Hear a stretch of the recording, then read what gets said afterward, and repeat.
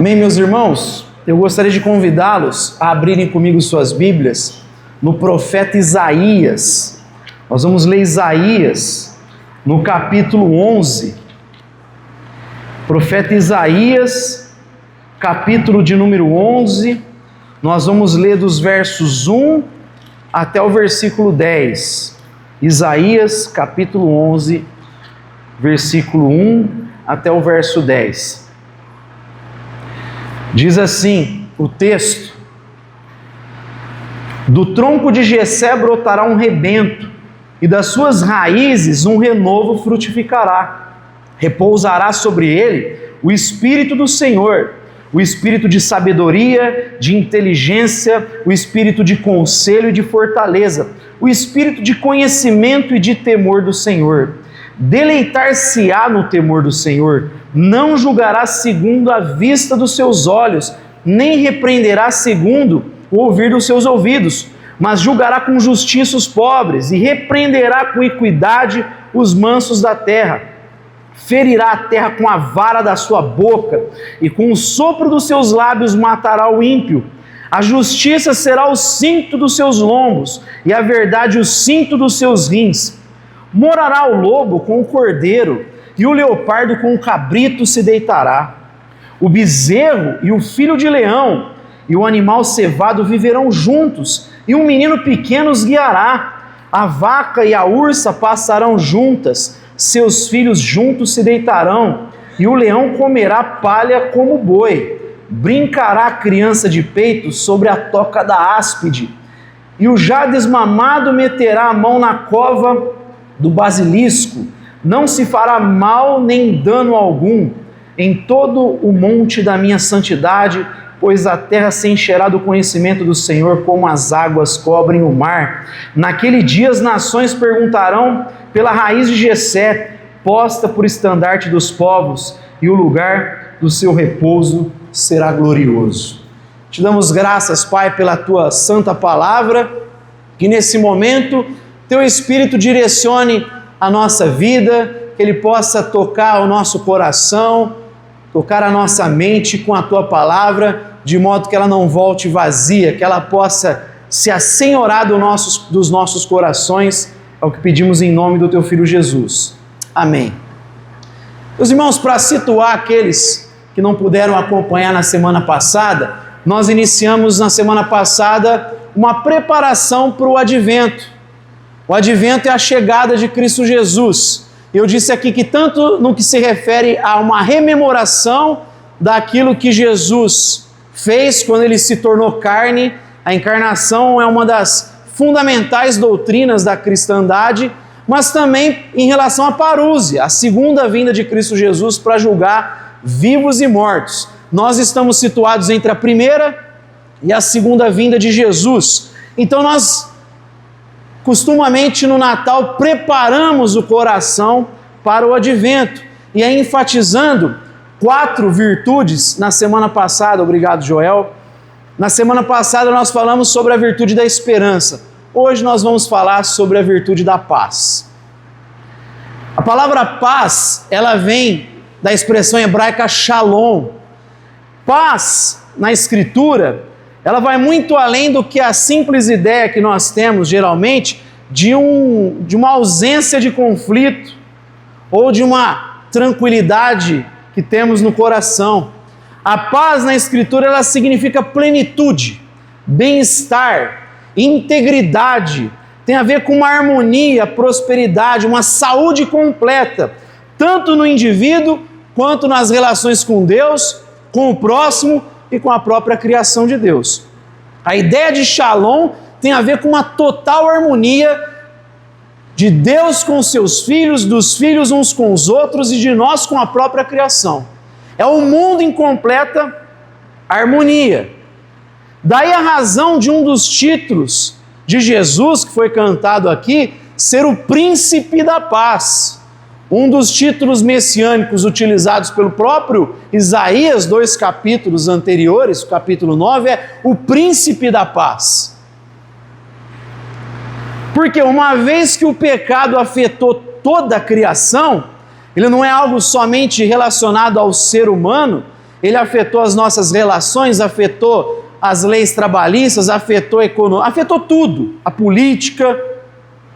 Jesus Cristo, em sua missão gloriosa, através da sua ação graciosa, vai trazer harmonia novamente sobre tudo aquilo que um dia foi afetado pelo pecado. Essa, inclusive, é a esperança cristã. E esse texto, meus irmãos, fala exatamente sobre isso. Ele é um dos textos mais belos da Escritura. Ele é carregado de uma poesia profética, messiânica. Apresenta essa bela imagem de uma paz na sua plenitude, fala da total restauração que será promovida através da chegada do Messias. Eu gostaria de falar rapidamente sobre algumas verdades desse texto em relação à paz, em relação ao Shalom.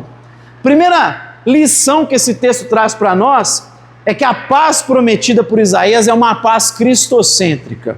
Olha comigo o versículo 1 e 2. Do tronco de Jessé brotará um rebento, e das suas raízes um renovo frutificará. Repousará sobre ele o Espírito do Senhor, espírito de sabedoria, inteligência, conselho, fortaleza, conhecimento e de temor do Senhor. Primeira coisa que Isaías está dizendo é que essa paz está atrelada ao Messias. Essa paz, ela é completamente fundamentada na pessoa de Jesus. Ou seja, a paz, ela não é resultado de uma ideia. A paz na Escritura não tem a ver com uma ideologia que a gente promove. Não tem a ver apenas com uma ideia que a gente vai divulgando. A paz tem a ver com uma pessoa, a pessoa de Jesus de Nazaré, que vai muito além de uma abstração filosófica, de uma ideia que a gente passa. Quando a gente comunica o Evangelho, a gente não está apenas comunicando a mensagem. Obviamente o Evangelho é a boa notícia. Mas a pessoa que acolhe isso, ela não está apenas acolhendo uma ideia, ela está acolhendo uma pessoa. O Evangelho fala de uma pessoa viva que está presente aqui no nosso meio nessa manhã. Se fosse uma ideia, seria imposta pela força, pelo uso de armas. Mas uma pessoa que nós acolhemos, ela muda o coração. Ela é capaz de mudar o coração mais endurecido, o coração mais preso, escravo pelo pecado, pelas algemas do engano. Se é uma pessoa, essa pessoa pode quebrar essas algemas e tirar as escamas dos nossos olhos e pode ser o sujeito mais cruel, mais terrível que pisou nessa terra. O Espírito de Deus, ele é capaz de mudar isso, porque o Espírito de Deus reside na pessoa de Jesus. É por isso que Manassés, um homem cruel, um rei perverso que chegou a sacrificar 2 filhos, colocar numa fogueira 2 filhos, esse homem é convencido por Deus e se arrepende. Um rei perverso pode ser convencido pela graça. Uma pessoa que viveu em caminhos enganosos, que tentou trazer libertação para Israel, tinha ideias de trazer libertação para Jerusalém através da violência, como Simão, ele é convencido por essa pessoa que é Jesus de Nazaré. O Evangelho é uma pessoa, essa paz é oriunda de acolhermos essa pessoa, de nos relacionarmos com essa pessoa, de nos submetermos a essa pessoa. Então, primeira coisa, ela está vinculada a uma pessoa. E aí o texto diz algo curioso nesse sentido, porque essa paz, segundo Isaías, cristocêntrica, ela nasce de um cenário improvável. Ele fala num contexto de o povo de Israel no exílio, de castigo sobre Jerusalém, a casa de Davi derrubada, de Jessé derrubada. Mas é nesse contexto que ele vai dizer aqui no versículo 1, do tronco de Jessé um rebento e das suas raízes um renovo frutificará. É de um cenário improvável que essa paz vai brotar. É de um cenário improvável que Deus vai começar a fazer algo novo. Por isso que, como cristãos, a gente nunca pode perder a fé em Deus, apesar do cenário improvável. E como a gente está precisando ouvir isso nesses dias. Não é porque o cenário é improvável que significa que a palavra de Deus vai deixar de se cumprir. Deus gosta de trabalhar em cenários improváveis. Como Deus gosta de mostrar para nós, através de cenários improváveis, inclusive para chamar nossa atenção, que as coisas acontecem por causa do Espírito de Deus, como diz o profeta, não por força, nem por violência, mas pelo meu Espírito, diz o Senhor dos Exércitos. Para que o nosso coração esteja colocado em Deus. Para que a gente venha olhar se porventura não existem ídolos no nosso coração, sejam eles pessoas que amamos, sejam familiares, sejam políticos, o nosso coração tem que ser rendido somente a Cristo Jesus. Por isso que Deus gosta de usar cenários improváveis. É de um cenário improvável que Ele começa a manifestar o maior projeto, apontar para o maior projeto. Não perca a fé, meus irmãos. Ainda nessa lição da paz cristocêntrica do versículo 1, a gente entende que Deus gosta de começar com humildes inícios. O mesmo profeta vai dizer, não despreze os humildes começos do Senhor. A confiança resoluta de que Deus está no processo e que nada pode barrar a sua ação. Nada pode barrar o que Deus está fazendo. A vinda de Cristo, Ele não chega ao mundo como um soldado poderoso, como um rei poderoso. Ele não vem com carruagens de fogo. Ele vem como um bebê. Ele vem de maneira simples. O maior projeto de Deus foi confiado na mão de dois adolescentes. José e Maria. Eles tiveram a responsabilidade de cuidar, de serem bons mordomos do maior projeto de Deus na história. É de maneira simples, pequena. Somente gente simples é capaz de reconhecer isso. Gente poderosa não se curva, não louva, não reconhece. Tem que ser Simão, simples, que está lá orando, carregando uma promessa de que ele não morreria antes de ver a redenção de Israel. E ainda, criança de 8 dias, ele pega a criança e fala, te louvo, Deus, agora o teu servo pode descansar em paz. É Ana, que vivia no templo orando, cantando, e quando vê a criança sai anunciando, chegou o Salvador. São pastores simples, que o anjo revela hoje na cidade de Davi, nasceu o Salvador, que é Cristo. E eles acolhem. É gente simples que reconhece Deus agindo na simplicidade. Gente que não fica presa a metodologias, a formas, a maneiras, porque ela sabe que se Deus começou uma obra, Ele vai concretizar essa obra. Que aquele que começou a boa obra em nós, vai completar até o dia de Cristo Jesus. Só gente simples acolhe essa palavra. Por quê? Porque ela sabe que Deus está agindo pelo Espírito do próprio Deus. O verso 10 diz assim, não é apenas uma força esse Espírito de Deus, é o próprio Deus, o agir pessoal de Deus sobre o Messias. Aí ele diz o Espírito da sabedoria, que envolve um discernimento moral, uma aplicação correta do conhecimento de Deus. É alguém que vai agir e vai aplicar a vontade de Deus de maneira correta. O entendimento, aqui o espírito de entendimento, tem a ver com a compreensão do sentido real das coisas. Não é um achismo. Ele não olha a aparência, ele vai além. Ele lida com a realidade como ela é, porque ele conhece exatamente a realidade de Deus. O espírito de conselho é a capacidade de tomar decisões justas, sábias, especialmente em relação àquele que vai governar. Ele vai governar de acordo com a vontade de Deus e vai tomar decisões justas e sábias. A fortaleza é a coragem moral de executar o que é justo. Não é só executar, é coragem para executar o que é justo, para fazer o que é justo. Tem gente que conhece a vontade de Deus, mas não tem coragem de praticar a vontade de Deus. Porque às vezes praticar a vontade de Deus vai trazer inimigos. Praticar a vontade de Deus vai trazer cancelamento nas redes sociais. Praticar a vontade de Deus vai trazer oposição. Praticar a vontade de Deus talvez vai trazer um público pequeno, seguidores pequenos, dificuldade em vários níveis. Tem que ter coragem também para praticar a vontade de Deus. Fortaleza, Conhecimento, quando ele diz, envolve conhecer a Deus de forma íntima, fiel, não apenas intelectual. Relação íntima com Deus.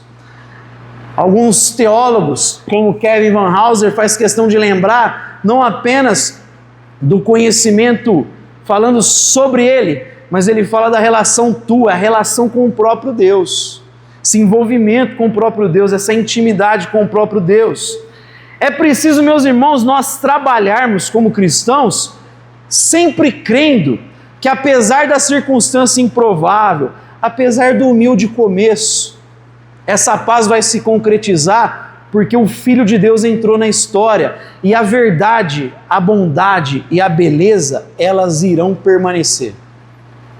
Não importa que seja difícil, a verdade, a bondade e a beleza vão permanecer. Por isso que o nosso papel é continuar anunciando, por isso que o nosso papel é continuar falando, por isso que o nosso papel é continuar cumprindo a vontade de Deus, em quais dimensões que sejam a nossa ação cristã, pregando, ensinando, através da ação social, através da comunhão, através do protesto, da denúncia profética, a gente tem que continuar. Paulo, escrevendo a Timóteo na segunda carta, ele vai falar basicamente a mesma coisa, porque ele está instruindo Timóteo sobre continuar fiel. A palavra que mais aparece nas cartas de Paulo a Timóteo é tu, porém. O mundo está assim, assim, assado. Os falsos mestres fazem isso, isso, isso. Tu, porém, cumpre o teu ministério. Tu, porém, prega fielmente a palavra. Tu, porém, viva de maneira pura, santa e irrepreensível. E aí no capítulo 3, verso 13, ele diz assim: essa gente, enganadores, mentirosos, que a gente olha e fala, por que prosperam? Na nossa cabeça parece que prospera. Deus sabe que isso não subsiste. Por isso Paulo diz, o mundo deles vai de mal a pior, enganando e sendo enganados. A ideia é que enquanto eles estão achando que estão triunfando, enquanto o mal acha que triunfa porque ele está proclamando a mentira, a feiura, aquilo que é errado, e a gente olha e fala, poxa, a injustiça parece que prevalece, a mentira prevalece. Ele diz, enquanto eles fazem isso, continua pregando o Evangelho, continua manifestando a verdade, continua proclamando aquilo que é correto, porque o mundo deles vai desabar. Enquanto o mundo deles está ruindo, você vai construindo aquilo que jamais pode passar, aquilo que permanece para todo sempre. Amém? Não se iluda, o mundo deles vai de mal a pior. Mas Isaías fala uma segunda verdade aqui. Primeiro ele fala, a paz é cristocêntrica, mas dos versos 3 a 5 ele diz que é uma paz justa. Versículo 3, deleitar-se-á no temor do Senhor, não julgará segundo a sua vista, a vista dos seus olhos, nem repreenderá segundo o ouvir dos seus ouvidos, julgará com justiça os pobres, repreenderá com equidade os mansos da terra, ferirá a terra com a vara da sua boca e com o sopro dos seus lábios, matará o ímpio. Essa paz, ela sempre caminha com a justiça. O príncipe da paz, ele não vai julgar as coisas porque ele ouviu alguém dizendo, tá? Isso é um princípio para nós já, né? Tudo aquilo que você escutar, primeiro vai verificar se aquilo está correto. Se ouviu sobre uma pessoa, vai olhar o outro lado. Não seja precipitado. Não se faça juízo dos seus irmãos sem um conhecimento correto. Quando a Bíblia diz não julgueis, ela não está proibindo qualquer julgamento, que isso aí seria absurdo. O mesmo capítulo que diz não julgueis para não ser julgado, um pouquinho mais adiante ele fala, não dê o que é sagrado aos cães, nem atirem as pérolas aos porcos. No versículo 15 ele fala, cuidado com o falso profeta, ou seja, obviamente Jesus não está proibindo qualquer julgamento. O que a Bíblia condena é o julgamento hipócrita. O que ela condena é o julgamento precipitado. Então cuidado, ele não vai julgar precipitadamente, ele vai julgar de maneira justa, com retidão, ele vai olhar a causa do pobre. Quando a Bíblia fala desse pobre, o contexto que ela apresenta é sempre alguém oprimido por um rico. A Bíblia não condena a riqueza, ela condena a riqueza construída de modo ilícito, através da opressão. Exemplo, Amós vai dizer que os ricos do seu contexto, Eles aspiravam até mesmo pela terra que estava na testa do pobre. Eles acumularam através da exploração, e até a terra da testa do pobre, Amós está usando uma linguagem obviamente simbólica, eles aspiravam, eles queriam tomar tudo aquilo que era do outro. É nesse contexto que ele vai denunciar aquele pecado. Quando ela fala disso, é nesse contexto. Jesus julgará aqueles que estão sendo oprimidos, aqueles que estão sendo privados da sua liberdade, da sua capacidade de ter a sua propriedade. Jesus vai julgar essa gente de maneira justa e vai condenar os ímpios, é o que o texto está falando. Ou seja, essa paz sempre anda com a justiça, ela é resultado da justiça. A paz, a harmonia, ela vai ser a consequência da justiça de Deus operando sobre a terra. Até mesmo a nossa paz com Deus, ela só é possível porque antes houve punição do pecado. O sacrifício de Jesus satisfez a justiça de Deus exigida na lei. Eu só posso ter paz com Deus, e você só pode ter paz com Deus hoje, chamá-lo de Pai, porque houve um sacrifício, houve uma punição pelo pecado que nós merecíamos. A justiça de Deus se satisfez. E hoje você tem paz com Deus. Ela sempre caminha com a justiça. Nós somos chamados a cumprir a justiça de Deus, andarmos de modo justo, manifestarmos a justiça através de uma vida santa. Santidade e paz, segundo o escritor de Hebreus, estão entrelaçadas. Buscai a santificação e a paz, sem a qual ninguém verá o Senhor. Ou seja, o que ele está dizendo? A destruição do pecado é necessária. Jesus diz: eu vim para desfazer, para destruir as obras do diabo. Como cristãos, a gente é chamado para destruir essas obras do diabo, para manifestar a verdade de Deus, através de uma vida santa. Para quê? Para que possa existir essa harmonia como resultado de uma justiça que vai correr como um ribeiro perene, para usar o mesmo Isaías aqui. Corra a justiça como um ribeiro perene. Resultado de uma vida santa, piedosa, comprometida com a justiça.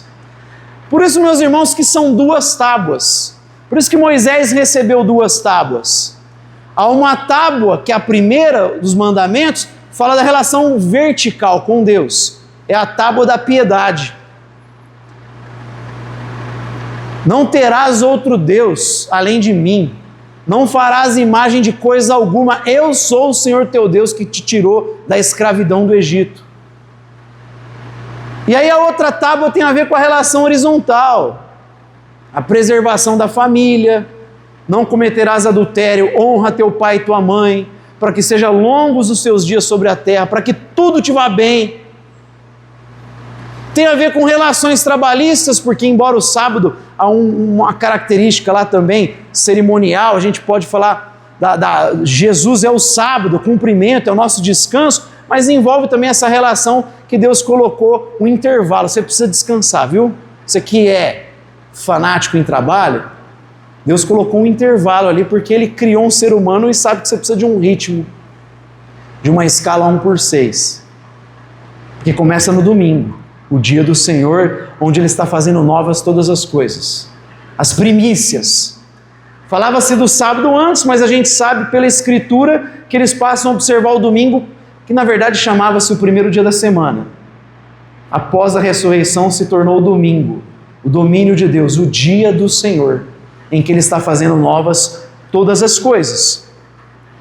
Então, a gente vê aqui que é um cumprimento da piedade e a tábua da justiça, que é a relação horizontal. Se nossa visão sobre Deus é correta, se a nossa relação com Deus está ajustada, a ideia é que automaticamente a família, o trabalho, os tribunais, tudo isso vai passar a ser harmonioso, porque está fundamentado em Deus.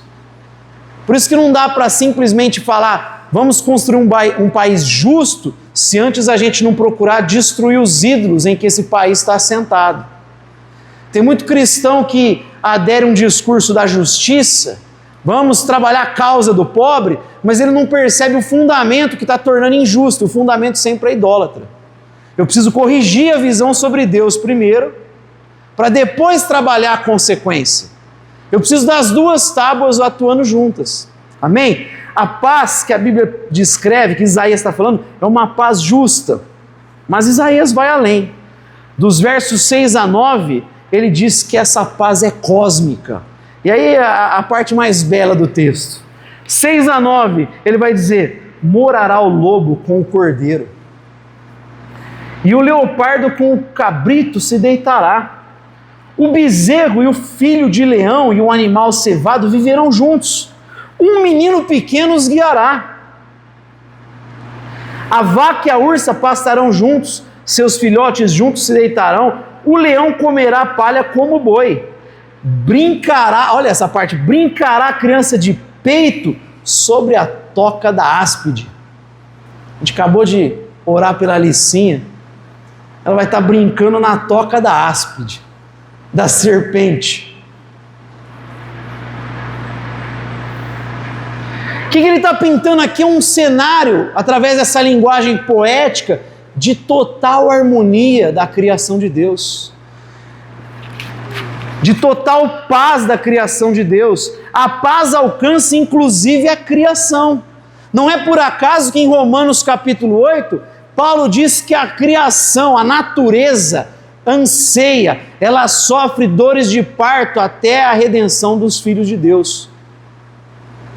A natureza não tem que ser vista uma coisa longe de nós. Ela está integrada com o propósito de Deus, integrada conosco. Ela está gemendo, sofrendo, esperando a redenção de Deus, porque ela mesma, Paulo diz, foi colocada num cativeiro por causa do pecado. O que ele está descrevendo é a criação de Deus, homem, natureza, tudo no seu ápice de potencialidade. É só pensar em Adão, lá antes do pecado, dando nome aos animais. Você pensa assim, meus irmãos, imagina esse ápice. O ser humano usando toda a sua potencialidade. Alguns dizem que o máximo que a gente usa do cérebro é 10%. Alguns que falam menos, questionam. Você imagina Adão usando totalmente o seu cérebro. 100%. A ideia lá não é que ele sai dando nome aleatório, leão. Ali havia a ideia de dar nome na cultura semita, de você exercer domínio sobre as coisas. Então, quando ele dá nome aos animais, ele tinha um domínio sobre os animais. Obviamente que esse domínio, que a palavra às vezes domínio parece uma imposição, força, maus tratos. Não, a ideia é que ele era um mordomo que representava totalmente a vontade de Deus na terra. O homem foi colocado para ser um mordomo, um representante dos interesses de Deus na terra. Ele representava de maneira tão harmônica e eficaz que os animais conviviam, ele tinha esse convívio. E a Bíblia está descrevendo novamente um convívio harmônico. A natureza em todo o seu potencial, desfrutando de todo o potencial que Deus colocou, que não é possível agora por conta do pecado, mas ela está ansiando. Então, quando a gente fala disso, falando também da parousia, lembra que o advento é entre a primeira e a segunda vinda? Eu tenho que entender essa continuidade entre a criação original e a nova criação de Deus.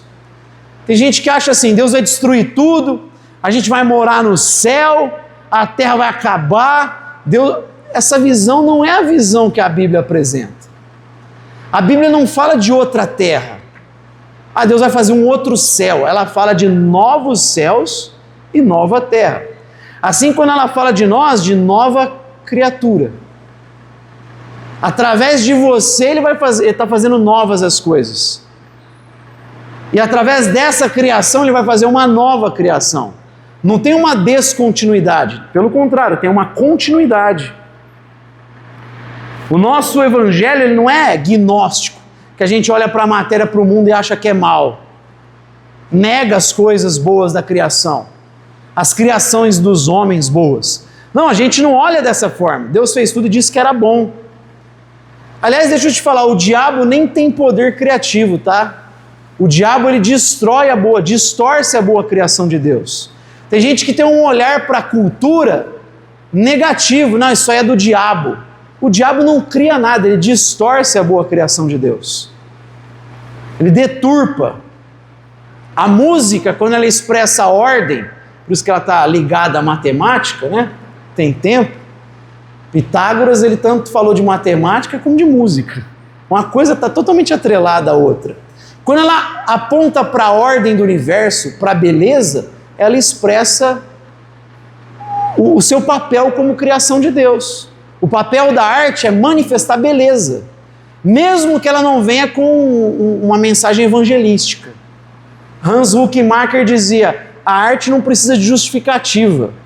Eu não preciso fazer uma arte evangelística para ser arte. Se ela expressa beleza, ela é arte. Ela aponta para a glória de Deus. Assim que a Bíblia, a função dela é a beleza.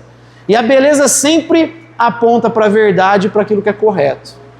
A ideia dela é nos chamar, de nos atrair para viver uma vida correta, piedosa. Então eu tenho que olhar que essa paz ela vai alcançar tudo. Ou seja, a salvação não é uma fuga para o céu. É uma antecipação de um mundo restaurado, onde o corpo, a natureza, a cultura vão ser renovados debaixo do senhorio de Cristo Jesus. Isso vai acontecer, Isaías diz, quando o conhecimento dele cobrir a terra, como as águas cobrem o mar. Nosso papel é anunciar de todas as formas possíveis, de todos os modos possíveis. Não é só tendo pregadores, pastores. Aliás, eu acho que o pastor não consegue chegar no coração das pessoas como, por exemplo, um músico chega. Eu acho que o artista, principalmente nesse contexto nosso, onde as pessoas estão muito mais ligadas aos afetos do que o apelo racional, não estou dizendo que a gente tem que ser racional não, pelo amor de Deus, não deturpe. Nossa fé é racional.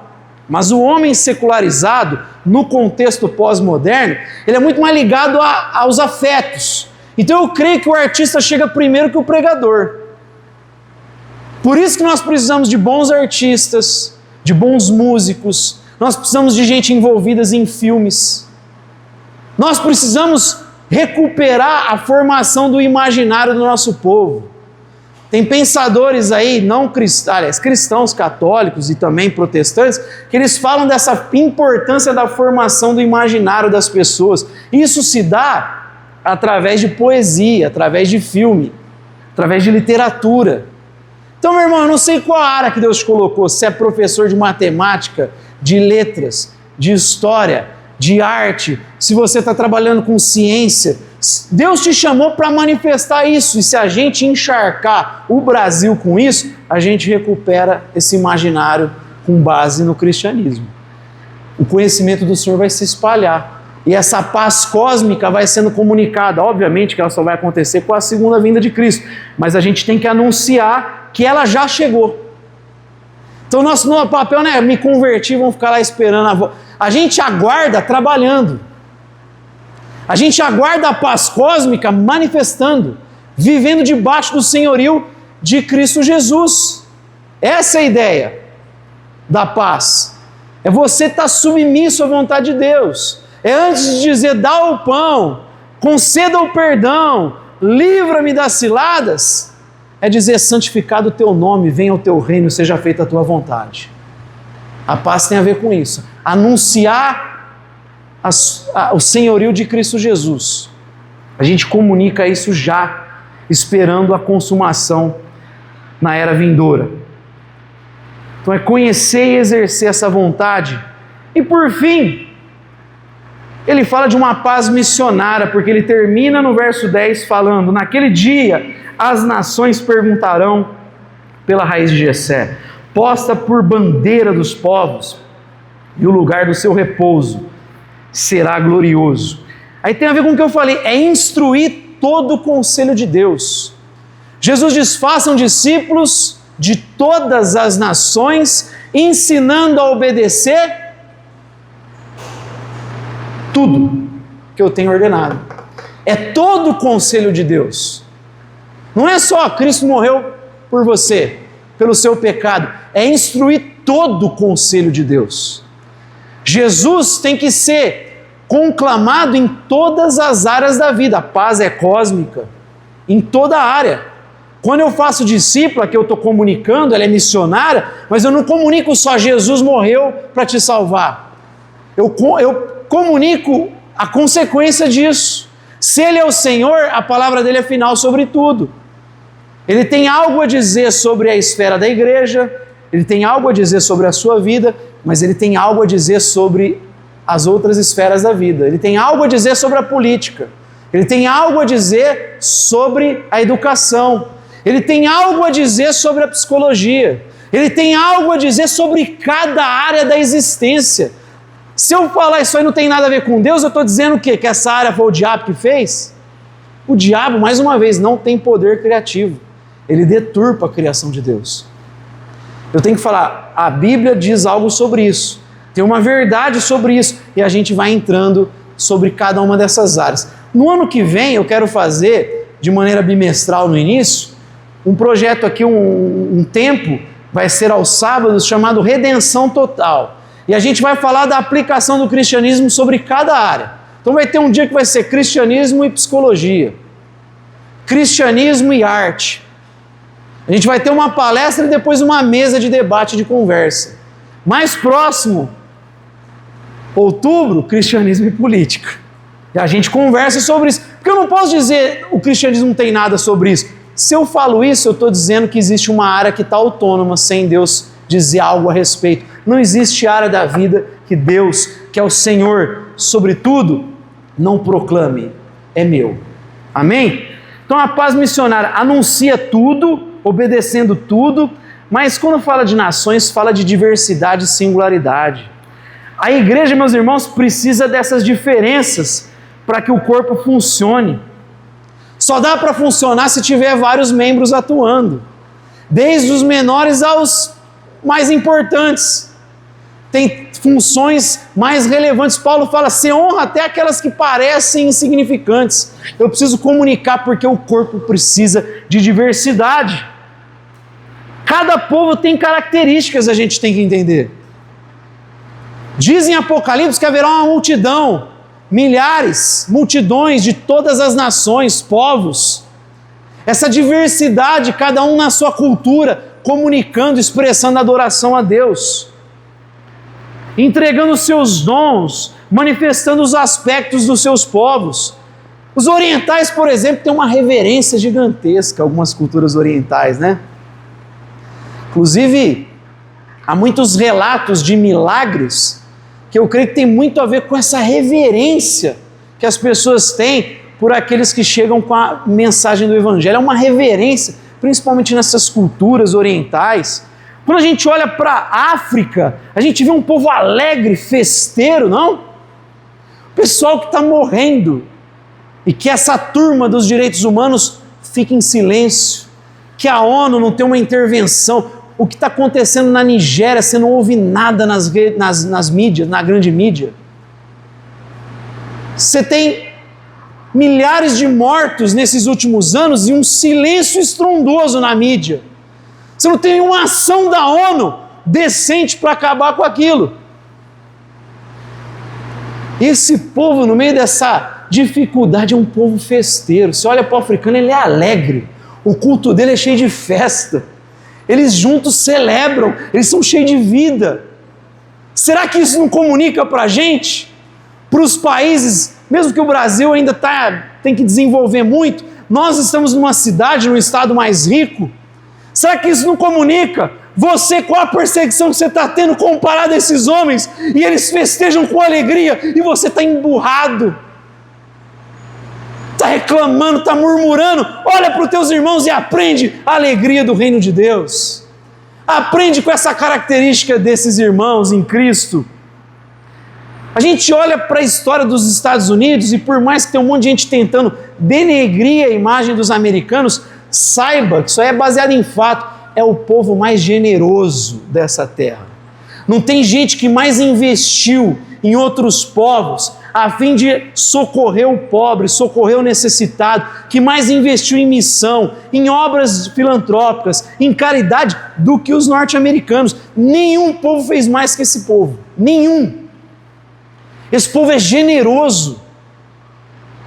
Os Estados Unidos, a gente pode fazer várias críticas, mas é um povo que tinha essa consciência do Evangelho nos seus primeiros anos, investiu demais. É por isso que eles não são reféns de governo, porque a sociedade civil norte-americana é forte, ela não depende de governo. Nós que somos acostumados com paternalismo, a gente quer sempre alguém resolvendo o nosso problema. Então, se não é o presidente, a gente quer que o presidente dos Estados Unidos ajude a gente. A gente está sempre procurando socorro de outro. O americano não é assim. Ele faz, a sociedade se organiza, as instituições são fortes. Porque só instituições fortes previnem nós de incorrermos em um governo totalitário. A gente precisa de instituições fortes, igreja, associações, ONGs, precisa de uma sociedade civil forte. O americano tem isso bem definido. Por isso que assim, você vê, eles mesmos investem nas coisas. Não transfere para o governo, o cara investe. O governo favorece, ele coloca incentivos para que os empresários invistam, para que as pessoas invistam em caridade, para que peguem uma parte dessa renda para ajudar em saúde e em outras coisas. É assim que funciona lá. É um povo generoso. Será que a gente não pode aprender com eles a sermos generosos? A sermos mais reverentes como os asiáticos? Eles podem aprender com a gente também, esse povo relacional. O brasileiro gosta de estar junto, né? Você pode ver que os lugares que não são assim, são lugares mais secularizados. É em São Paulo que o povo é mais na deles, né? Lá para o sul que o pessoal é meio desconfiado. Mas o brasileiro tem por característica natural gostar de estar junto. Você pega a carta aos Romanos, capítulo 16, parece que Paulo está escrevendo a igreja do Brasil, porque sai dando abraço para todo mundo. Saúde fulano, ciclano, beltrano. Parece uma igreja de brasileiro. A gente gosta de estar junto.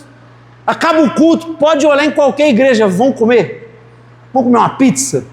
Vamos comer um lanche? Vamos estar... O brasileiro gosta de estar junto.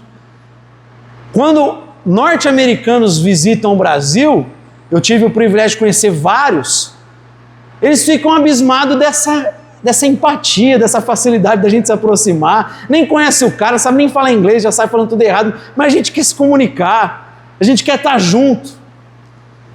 A gente tem que aprender, por isso que tem que comunicar. Todos os povos colocarão Cristo como a nossa bandeira, como aquele que está à frente. Será bandeira para todos os povos, unirá debaixo da sua autoridade, haverá unidade genuína. O texto termina falando de uma santa reunião.